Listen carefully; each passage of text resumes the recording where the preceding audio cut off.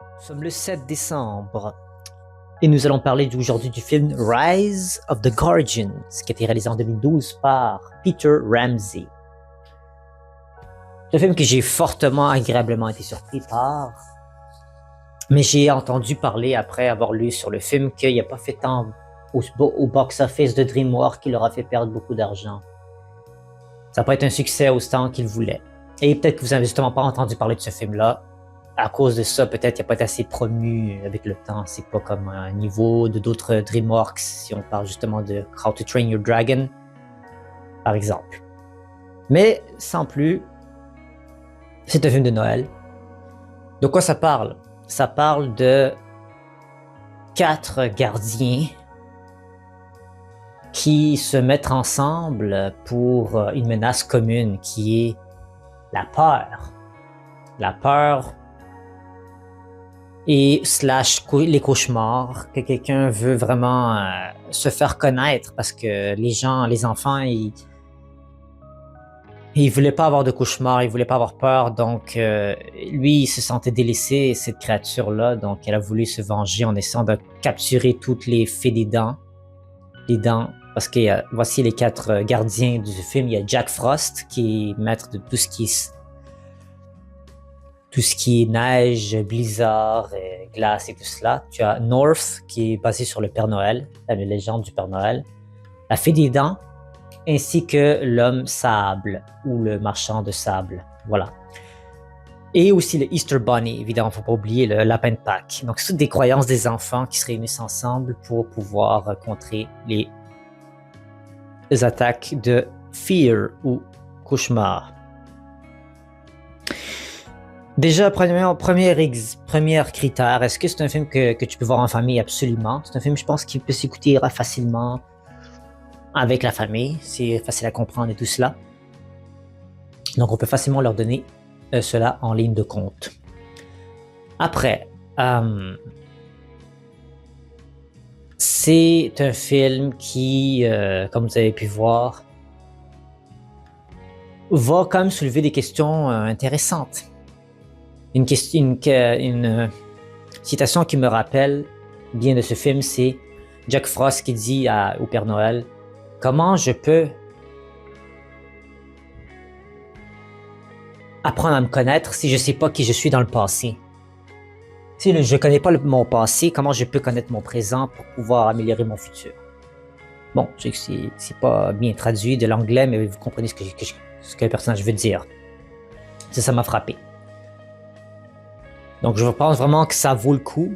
C'est quand même certaines idées intéressantes. Le dialogue est vraiment bien pensé. Les blagues sont pas trop exagérées, c'est pas trop bébé. Il y a quand même de l'idée dans ce film. Deuxième critère. Est-ce que je suis d'accord avec la note qui est donnée sur IMDb? Sur IMDb, on lui donne la note de 7.2 sur 10 par 206 000 personnes, ce qui est pas mal. Personnellement, moi, j'aurais donné 7.5. 7.5 sur 10, je pense que ça méritait quand même ça. Parce que je pense vraiment que le film, il y avait vraiment une certaine ambition de ce qu'il voulait faire Puis justement, ça a coûté beaucoup d'argent à faire pour toute l'équipe de DreamWorks pour faire ce film. Donc j'apprécie vraiment et fortement leur dédication à cet effet. Bon, maintenant allons tout de suite vers le troisième critère. Est-ce que c'est un film que je vais conseiller à des gens? Est-ce que c'est des conseils, des leçons sur la vie? Oui, je le conseille à des gens, c'est sûr. Pour ces gens qui aiment les films de Noël. C'était pas le premier film animation que je donnerais à mes amis parce qu'il y en a de toutes les sortes. Mais c'est définitivement, si les gens sont fans de films de Noël ou de films de Noël pour enfants ou les films de Noël en animation. Et je pense que c'est le premier film d'animation sur cette série de décembre en fait. Sur cette chaîne que je viens de mettre. Donc c'est cool, c'est une première. Au niveau des leçons de vie.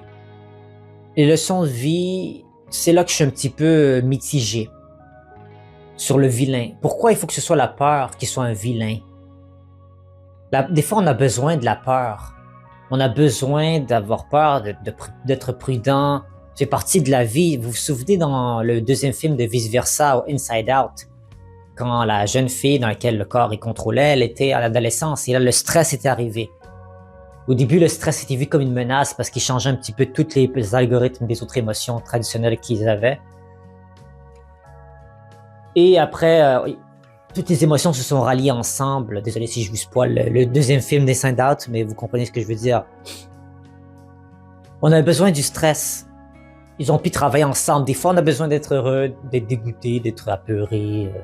Justement, la peur, c'était une des émotions dans Inside Out, dans Vice Versa, n'est-ce pas? Il aurait dû prendre des notes de ce film-là, de Vice Versa, le deuxième, même si je sais que le film est sorti beaucoup plus tard. De Vice Versa 2, ce film-là est sorti en 2012, mais vous comprenez ce que je veux dire. Il aurait pu rendre cela un peu plus... parce que le destin de ce personnage qui est antagoniste du film se retrouve un peu incertaine. Et j'aurais vraiment aimé ça qu'il puisse plus décortiquer mieux qu'est-ce qui lui arrive, puis tu sais, qu'ils travaillent ensemble, parce que lui aussi, il voulait qu'on croit en lui, puis il voulait que les enfants puissent apprécier de temps à autre, avoir peur. C'est même ça le thème de l'Halloween, n'est-ce pas? Donc moi je pense vraiment que il aurait pu un peu mieux travailler ça. Il aurait pu mieux travailler cet aspect-là. Et Jack Frost, si vous savez son histoire dans le film, il y aurait peut-être des fois plus de motivation à être un peu rebelle face à certaines choses, contrairement à la peur. J'ai dit ça comme ça, c'est une idée. Donc voilà ce qui conclut aujourd'hui le concept du film sur Rise of the Guardians. J'espère que vous avez apprécié. On parlera de prochain film demain. On se retrouve à très bientôt. Merci à vous tous. À bientôt.